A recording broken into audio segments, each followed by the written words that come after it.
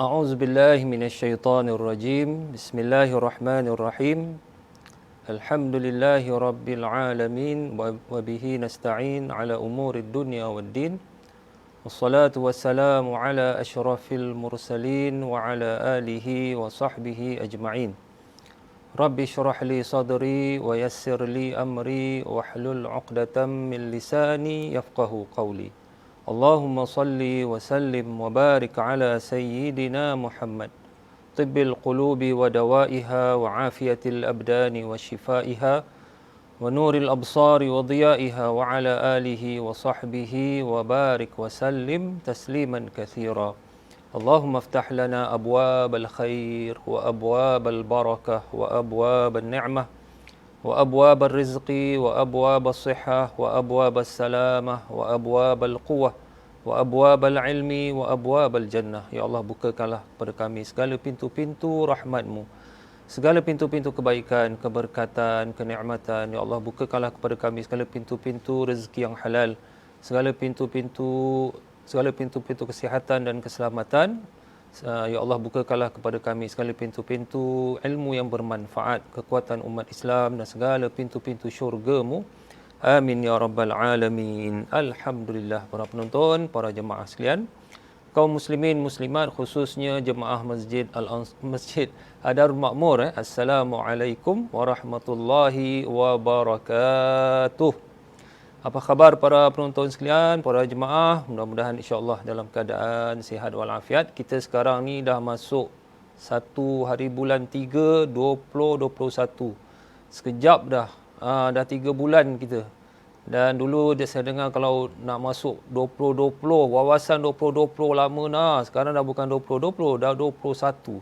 Tak lama lagi kejam celik 22, 23, 25, 30. Hidup lagi ke tidak? Wallahu a'lam bissawab. Para penonton, para jemaah rahimakumullah, insya-Allah kita teruskan pengajian kita berkenaan bagaimana mendapat pahala hidup 7,000 tahun. Masya-Allah, ini kelebihan besar bagi umat Rasulullah sallallahu alaihi wasallam. Umurnya pendek, 60, 70, 80 tahun, tapi kelebihannya, hasanat, pahala Allah berikan kepada kita ni, umat Rasulullah ni seperti hidup ratusan ribuan tahun beribadah kepada Allah Subhanahu wa taala. Jadi hari ini para penonton, para jemaah, sebelum ni kita ada membicarakan berkenaan kelebihan tahajudnya, waktu 2/3 malam, waktu subuh. Hari ini kita nak bicarakan tentang iaitu kelebihan besar ibadah antara maghrib dan isyak, terutama di masjid. Ini masa yang kita sering fikir tentang waktu tahajud, waktu 2/3 malam, waktu subuh kelebihan besar. Tapi kita lupa sebenarnya antara waktu-waktu yang kelebihan besar juga antara maghrib dengan isyak. Ini yang kadang-kadang kita terlepas pandang. Saya pun sebenarnya tak tahu tentang kelebihan antara maghrib dengan isyak, melainkan setelah berlaku perkara pelik pada diri saya. Ini insya-Allah akan cerita sikit. Kemudian apabila berlaku perkara pelik pada diri saya tu antara maghrib dengan isyak di masjid, kemudian saya menyelidik, saya lihat apa kelebihan sebenarnya sehingga saya dapat ada hajat saya tu dapat, dan saya selidik rupa-rupanya masya-Allah antara maghrib dengan isyak ni rupa-rupanya amat digalakkan kita beribadah, sembahyang sunat, ibadah antara maghrib dengan isyak, terutama di masjid. Ini insya-Allah mudah-mudahan mungkin ada yang dah tahu, tapi saya rasa ramai yang belum tahu. Jadi hari ini kita nak bicarakan tentang kelebihan besar ibadah antara maghrib dengan isyak, terutama di masjid. InsyaAllah para penonton, kita mulakan pengajian kita dengan baca surah Al-Fatihah. Mudah-mudahan Allah Subhanahu wa taala menjadikan hari-hari kita, siangnya, malamnya, maghribnya, subuhnya, tahajudnya, mudah-mudahan semuanya barakah. Semuanya sebagai amalan hasanat untuk kita, sebagai amalan yang berat timbangannya di hari akhirat insya-Allah. Dan mudah-mudahan dikumpulkan bersama orang-orang yang saleh, dan mudah-mudahan insya-Allah dikumpulkan bersama Rasulullah sallallahu alaihi wasallam di syurga. Amin ya rabbal alamin. Ala hazihi niyyah wa ala kulli niyyatin salihah wa ila al-habibil mustafa sallallahu alaihi wasallam wa ila jami'il mu'minina wal mu'minat. Al-Fatihah. A'udzu billahi minasyaitonir rajim. Bismillahirrahmanirrahim. Alhamdulillahi rabbil alamin. Arrahmanir rahim. Maliki yaumiddin.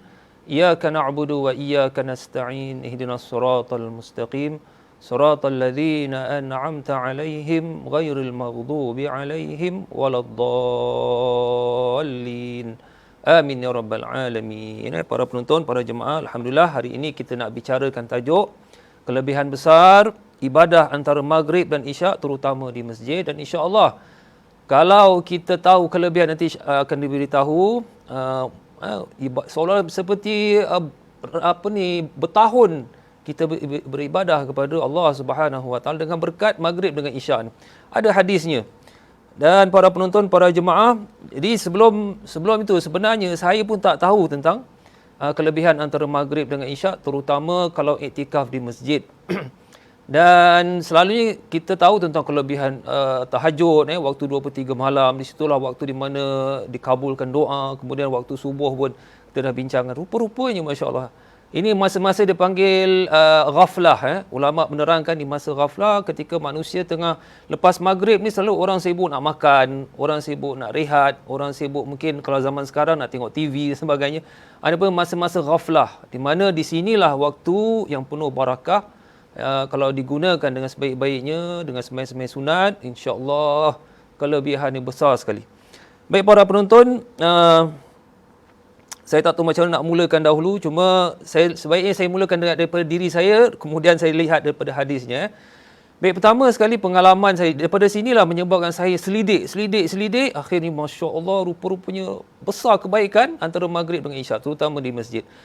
Pengalaman saya waktu belajar di negara Arab, di universiti saya ingat, apabila agak susah lah, ada satu profesor ni dia mengajar, dia lokek markah lokek markah tu, banyak yang tak lulus, saya dapat D ni makna dah habis lah, D, C. Jadi saya bilang macam mana kalau dah orang Arab yang hebat-hebat pun kadang tak lulus, saya macam mana? Profesor ni memang terkenal lah, tak perlu sebut nama. Jadi saya pun tergerak hati nak pergi masjid, sembahyang maghrib, isyak, berjamaah, iktikaf, nak baca buku ni lah. Teringat nak pergi masjid malam ni, besok periksa ni, baca buku antara maghrib dengan isyak. Mudah-mudahan lah iktikaf, mudah-mudahan besok berjaya. Saya pun baca bukanlah baca semangat sangat, baca gitu-gitu saja. Tapi besok masya-Allah, dia punya soalan apa yang saya baca kat masjid, keluar soalan dalam peperiksaan. Dan yang paling menakjubkan tu, saya dapat nombor 1. Tak pelik. Dapat A lah, makna A minus okey lah, nombor 1, nombor 2 gitulah. Jadi itu yang buat saya macam. Kemudian apabila saya teringat nak buat master dulu, di Mesir pun sama juga saya amal. Rupa-rupanya para penonton, saya tak tahu rupanya apa kelebihan sebenarnya iktikaf antara maghrib dengan isyak, kemudian baca buku sebagai apa kelebihan. Sehinggalah satu ketika saya dengar ceramah di Mesir, saya ingat di Masjid Musa bin Nusair, mungkin ramai pelajar-pelajar di Mesir pun tahu. Ada seorang pensyarah daripada Universiti Al-Azhar, dia kasih ceramah antara maghrib dan isyak jugalah ceramah macam sekarang ni. Dia kata sebenarnya para sahabat Nabi SAW kalau ada masalah mereka akan iktikaf di masjid. Jom saya pun terperanjat, mana ada kena-mengena saya juga, kalau saya ada masalah saya iktikaf masjid. Cuma saya maghrib dengan isyak. Sahabat-sahabat Nabi SAW, mereka kalau ada masalah, iktikaf di masjid, masalah mereka selesai. Antaranya ada seorang sahabat Nabi SAW ada masalah hutang. Jadi Nabi ajarkan kepadanya ketika dilihat dia iktikaf di masjid lama, Nabi ajarkan kepadanya, Allahumma inni a'udzubika minal hammi wal hazan. Sampai habislah. Jadi akhirnya kena berkat iktikaf, akhirnya masalah hutang dia selesai. Ini pertama. Kemudian saya terbaca pula dalam satu buku Faidul Qadir. Ni jam saya baru belajar, saya perhatikan rupanya Imam Ghazali, tuan-tuan ibu-ibu. Imam Ghazali rahimahullah, dia kata apa? Dia kata para ulama, orang-orang soleh menghidupkan antara maghrib dengan isyak dengan beribadah. Maknanya antara maghrib dengan isyak mereka akan gunakan tu dengan banyakkan ibadah dan sembahyang. Jadi saya lagi terperanjat. Pasal apa? Saya tak tahu. Maknanya iktikaf tadi untuk selesaikan masalah, kemudian antara maghrib dengan isyak diraikan, dipenuhkan dengan ibadah dan semai-semai sunat. Masya Allah. Jadi akhirnya saya ketemu dengan ini riwayat. Ini yang akhirnya barulah terungkai benda-benda yang kadang-kadang kita tak tahu, rupa-rupanya apa yang kita amalkan, macam saya tadi, diamalkan oleh para ulama kita. Saya baca di sini riwayat Imam Nasa'i bi isnadin jayyid Huzaifah, makna diriwayatkan oleh Imam Nasa'i. Sebelum saya baca buku ni 7000 tahun, saya beritahu dahulu tentang riwayat Imam Nasa'i hadisnya sanadnya bagus, riwayatnya sahih insya-Allah. Huzaifah, Sayyidina Huzaifah seorang sahabat Nabi, ataitu an-Nabi sallallahu alaihi wasallam. Sayyidina Huzaifah pada waktu malam datang bertemu Rasulullah sallallahu alaihi wasallam. Jadi dilihatnya Rasulullah sedang sembahyang maghrib berjamaah.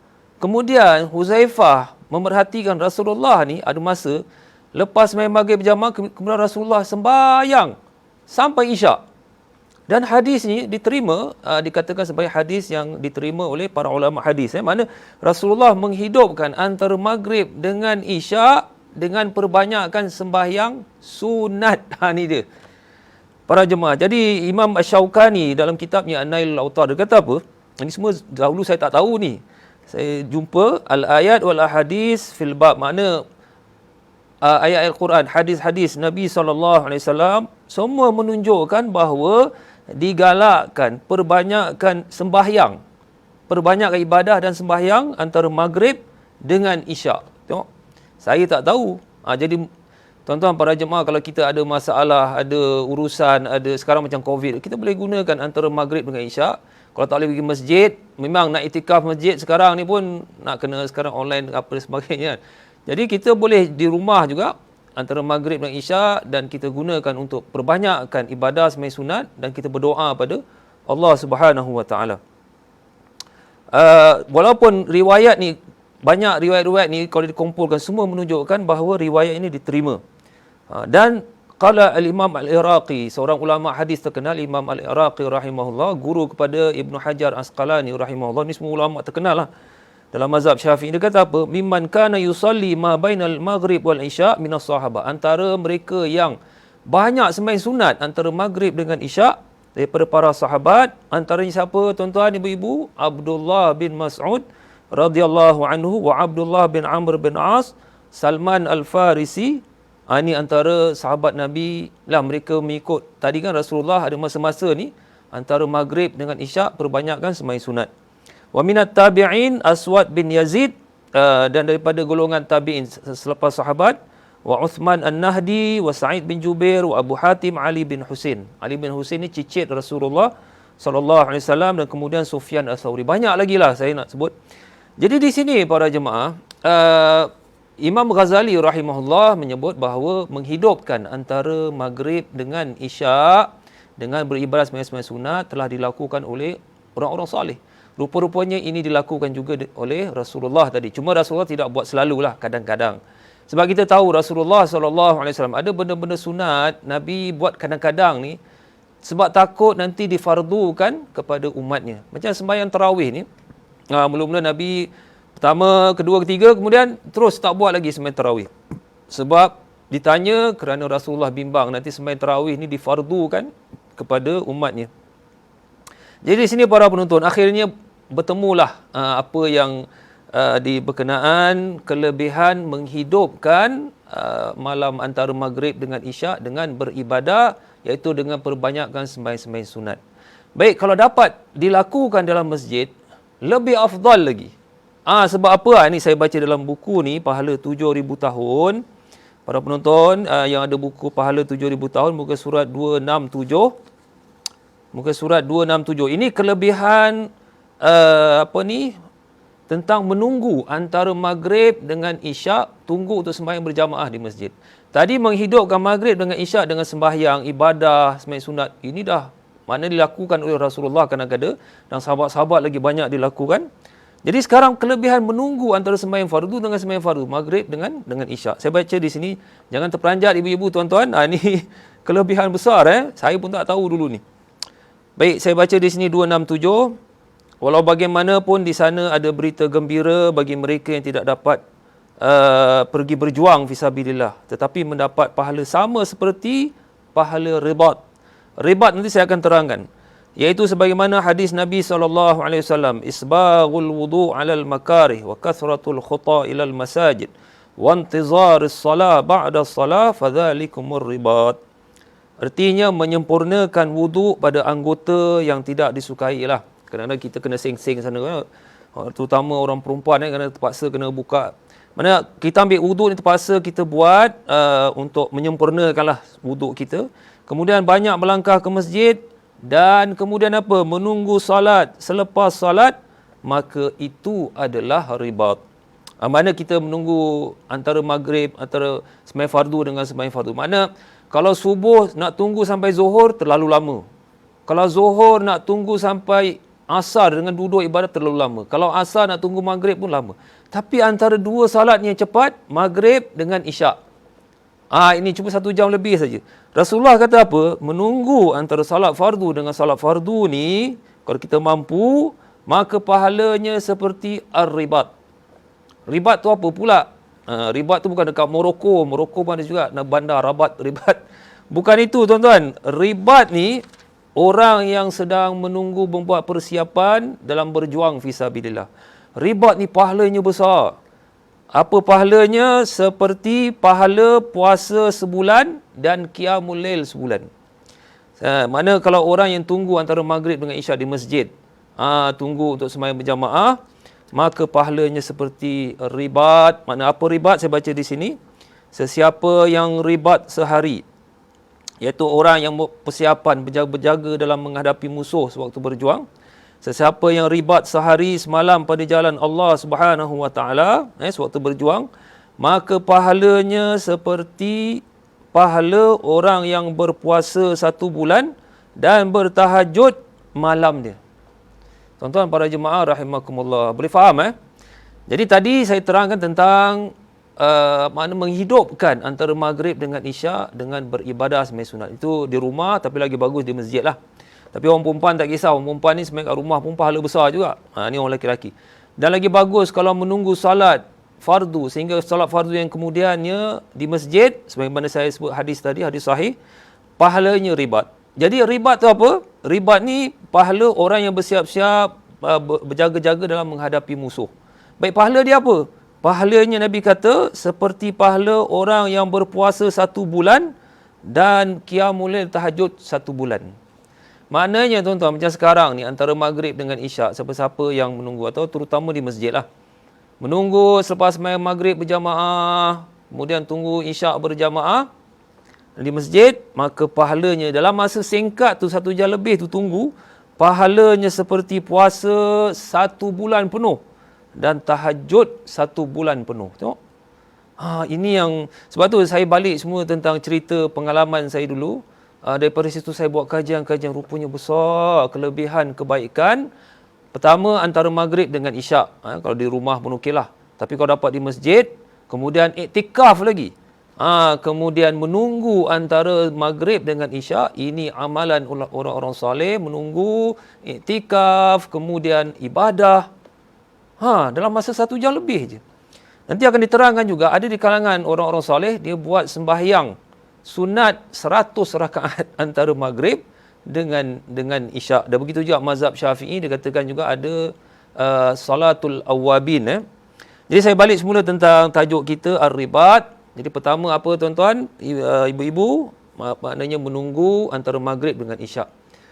Baik kalau tak dapat ke masjid sekarang mungkin susah, buat di rumah sajalah. InsyaAllah pahalanya sama insyaAllah, sebab sekarang pun tengah Covid. Yang kedua, perbanyakkan sembahyang-sembahyang sunat, ibadah, tadarus dan sebagainya, baca Quran. Yang ketiga, kalau dapat iktikaf.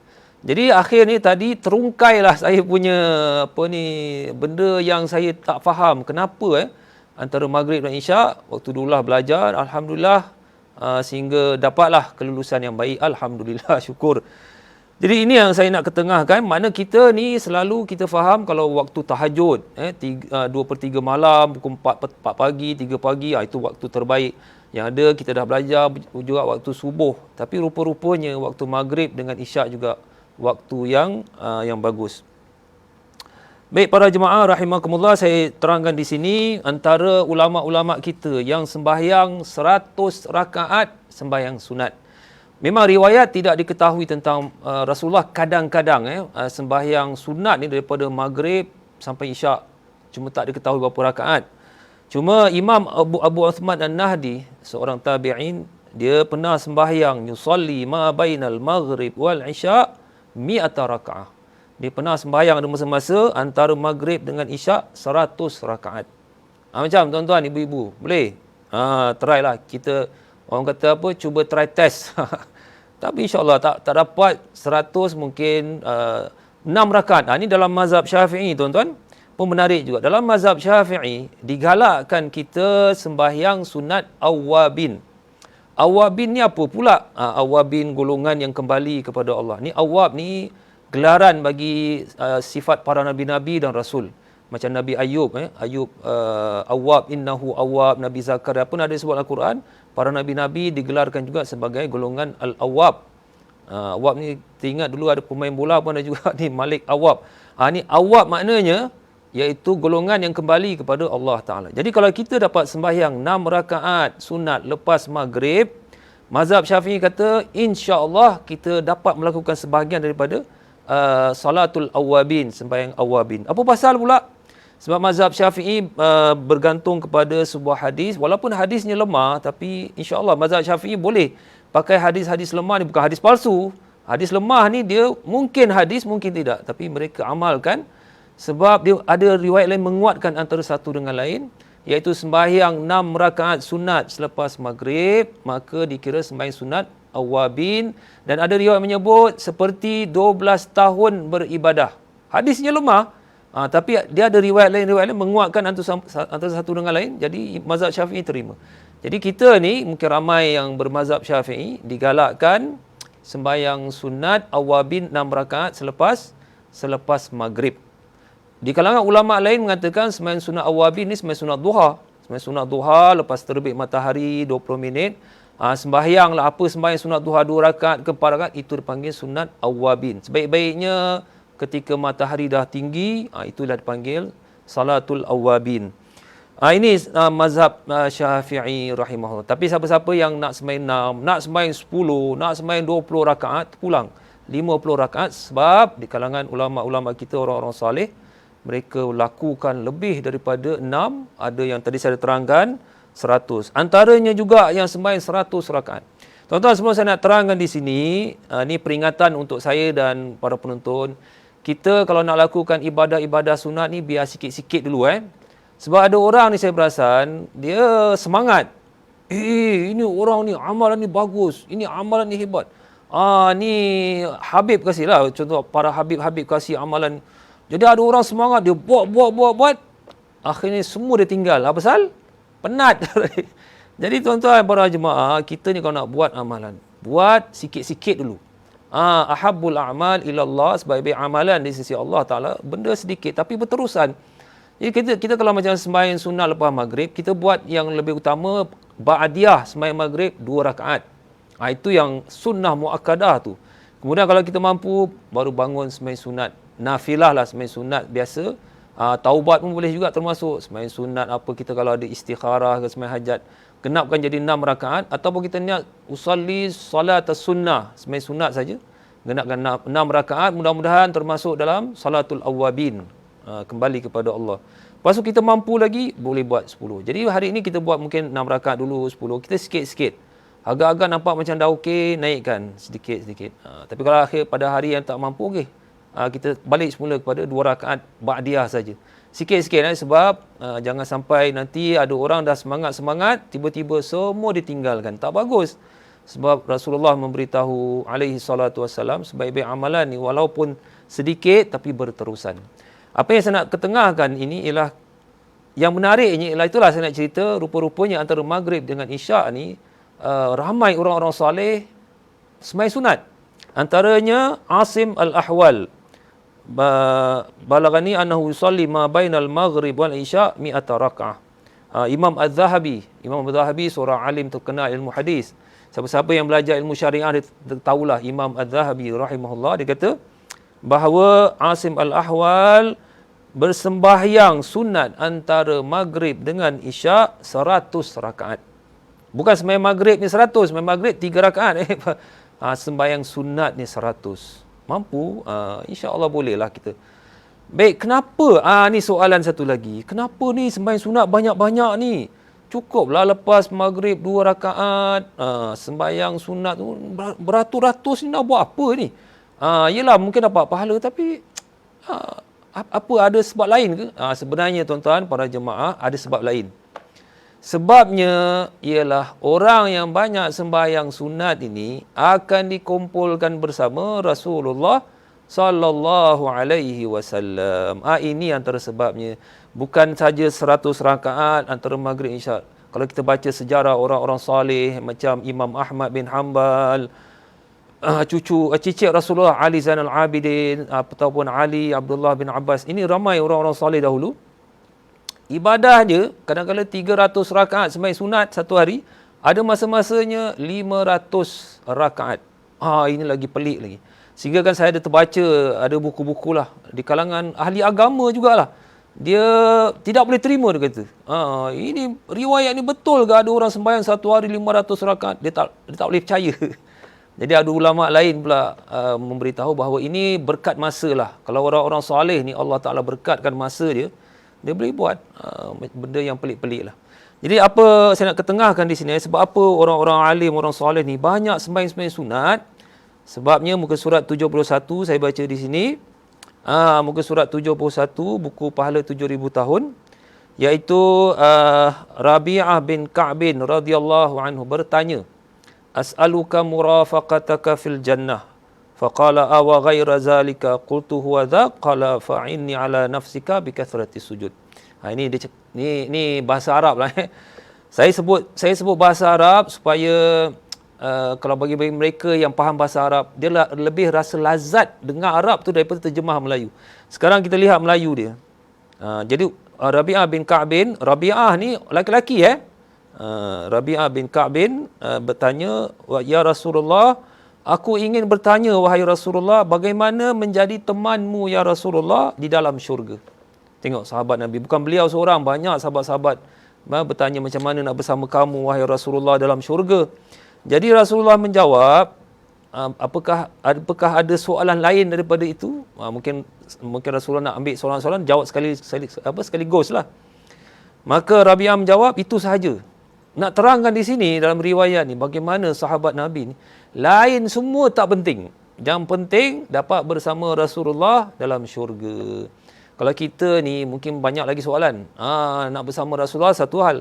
Mungkin akan bertanya lagi, macam mana syurga bersama Nabi, macam mana bidadari, macam mana rumah dan tapi sahabat ni lain, dia tak tanya. Yang dia nak bersama kamu wahai Rasulullah dalam syurga. Maka apa baginda menjawab?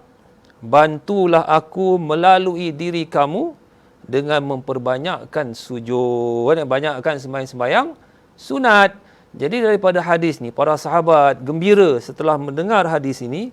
Mereka Masya Allah sembahyang sunatnya banyak sekali. Macam apa? Ada riwayat juga daripada Sayyidina Umar radhiyallahu anhu. Ada masa-masa lepas sembahyang isyak.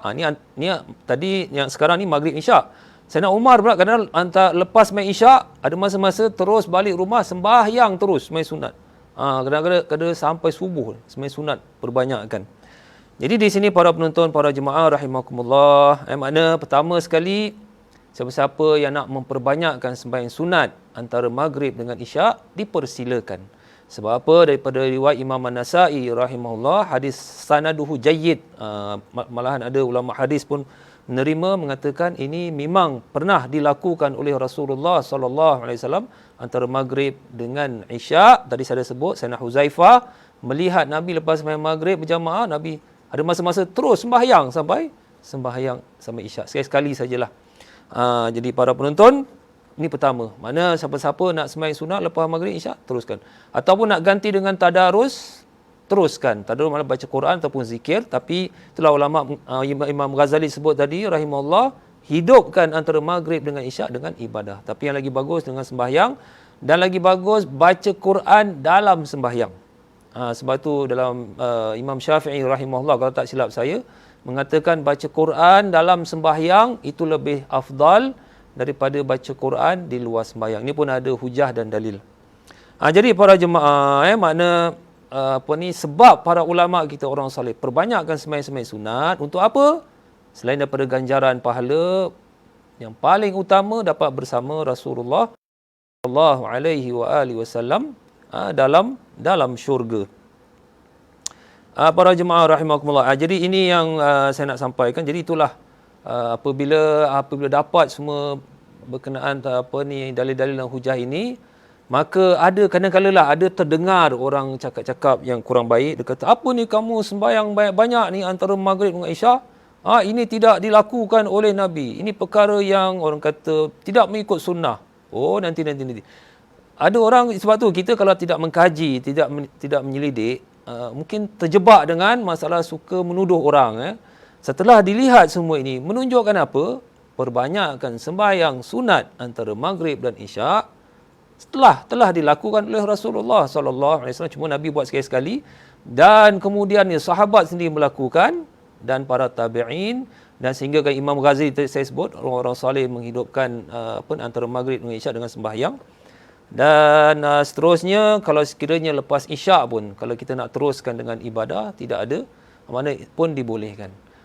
Jadi ini ialah sebagai jawapan. Sebab dulu saya pernah dengar juga apabila ada orang sembahyang, ada juga orang kita sembahyang 100 rakaat antara maghrib dengan isyak, ada tuduhan mengatakan ini orang kata bid'ah. Jadi sebenarnya bukan bid'ah, memang termasuk dalam hadis tadilah, aini ala nafsika bikasratis sujud, perbanyakkan sujud untuk bersama Rasulullah. Kemudian intizarus salah ba'da salah tadi, menunggu sembahyang maghrib hingga isyak dengan melakukan ibadah itikaf. Ini pun amalan orang-orang soleh sebelum ni kita dah belajar. Jadi janganlah cepat menuduh, dan mudah-mudahan insya-Allah kita umat Rasulullah sallallahu alaihi wasallam ini yang kita idamkan untuk bersama baginda alaihi salatu wasalam dalam syurga. Baik, seterusnya saya ingin baca lagi berkenaan iktikaf pula ni.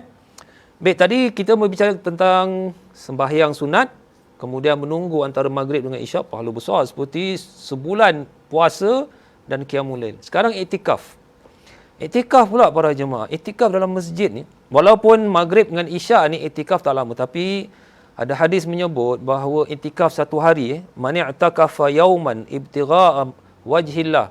Siapa yang iktikaf satu hari kerana niat lillahi ta'ala, iktikaf di masjid satu hari lillahi ta'ala, ba'adallahu bainahu wa bainan nar. Allah Ta'ala akan jauhkan dia daripada api neraka biasalah sakhanadik, sejauh 3 parit. 3 parit apa pula ni? Parit ni Rasulullah kata, satu parit tu jauhnya antara timur dan barat. Maknanya orang yang iktikaf di masjid lillahi ta'ala satu hari, maka insya-Allah Allah Ta'ala akan jauhkan dia daripada api neraka sejauh 3 parit. Parit bukan makna parit longkang kat Singapura, bukan. Parit maksudnya khanadik ni, khandak, dia punya luas dia antara timur dan barat. Bayangkan mana Allah Ta'ala nak jauhkan orang itu daripada api neraka lah kalau orang yang rajin iktikaf. Tapi kalau maghrib isyak, walaupun bukan satu hari tapi dah termasuk intizarus salah ba'da salah tadi, menunggu maghrib hingga isyak. Jadi kita mudah-mudahan, itulah saya nak terangkan tadi pengalaman saya akibat daripada iktikaf di masjid maghrib isyak, kemudian berdoa sembahyang hajat, akhirnya hajat saya tercapai.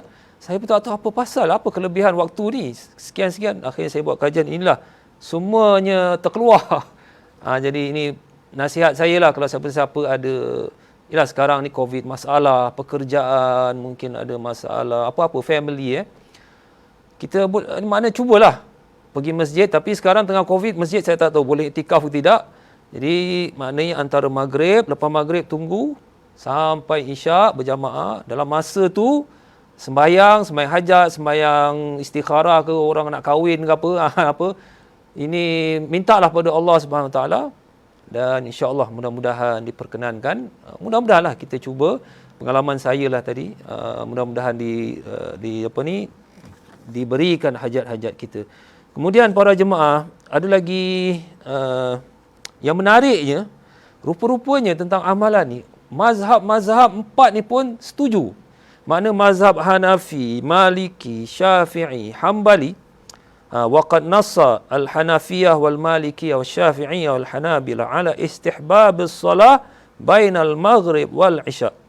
4 mazhab ni mereka setuju, hampir setuju bahawa digalakkan sembahyang sunat antara maghrib dengan isyak disebabkan hadis-hadis yang banyak. Ada hadis-hadis lemah tapi dikumpul-kumpulkan jadi kuatlah. Dan antaranya juga hadis yang lemah Imam mazhab Syafi'i guna, man shalla 6 rakaat, siapa yang sembahyang 6 rakaat di antara maghrib dengan isyak, maka ditulis baginya 12 tahun beribadah kepada Allah Ta'ala. Hadisnya lemah tapi dikumpul dengan hadis-hadis yang lain tentang awabin, sembahyang awabin. Jadi insya-Allah mudah-mudahan ada dia punya asas dia ada lah insya-Allah. Kemudian di kalangan ulama hadis dia kata apa? Sahhatis salah fi hadzal waqt, mana sahih, riwayat sahih bahawa Rasulullah sallallahu alaihi wasallam telah melakukan sembahyang sunat-sunat antara maghrib dengan isyak tanpa ditentukan bilangan lah. Tapi kalau sekiranya perbanyakkan fal ikthar minan nawafil bainal maghrib wal isya amalan masyru', dan memperbanyakkan sembahyang sunat antara maghrib dengan isyak memang digalakkan, perkara yang ada nas, ada sunnahnya daripada Rasulullah sallallahu alaihi wasallam. Jadi para jemaah rahimakumullah, inilah saya nak sampaikan. Jadi pertama sekali berkenaan itulah daripada, sebab itu tuan-tuan para jemaah ibu-ibu, daripada pengalaman kita itu yang membuat kadang-kadang kita buat kajian. Ini mungkin ada sebab yang mana daripada pengalaman saya akhirnya saya buat kajian, saya dapat ni semua saya sampaikan kepada para penonton supaya ialah membantu. Mungkin anak kita, cucu kita ada masalah ke, kita mungkin ada family ada masalah, mungkin kerja nak cari duit, penyakit tak baik-baik dan sebagainya. InsyaAllah kita try antara maghrib dengan isyak di masjid, iktikaf, sembahyang sunat, minta mohon pada Allah SWT, baca Quran, mungkin baca Yasin dan sebagainya.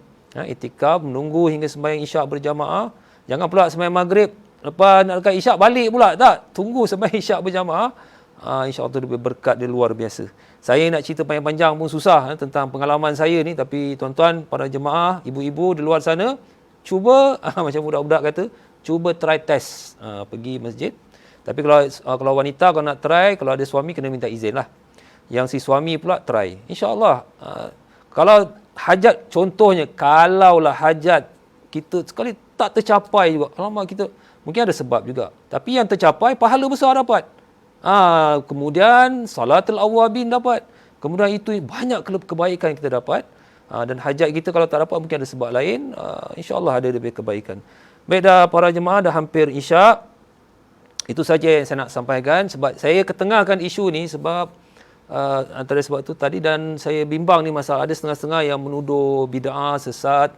Apa pula tuduh bid'ah sesat ni? Ini amalan para sahabat kita, Rasulullah sendiri amalkan dan telah sahih hadisnya juga. Jadi para jemaah teruskan insya-Allah. Mudah-mudahan diberkati masyarakat Islam Singapura insya-Allah, dan begitu juga negara-negara jiran kita. Mudah-mudahanlah kita ni penyakit ni pun pergi tinggalkan kita selama-lamanya, segan dengan kita insya-Allah. Amin ya rabbal alamin. Subhanakallahumma wa bihamdika asyhadu an la ilaha illa anta astaghfiruka wa atubu ilaik. Wa sallallahu ala sayyidina Muhammad wa ala alihi wa sahbihi wasallam. Alhamdulillahi rabbil alamin. Wassalamualaikum warahmatullahi wabarakatuh.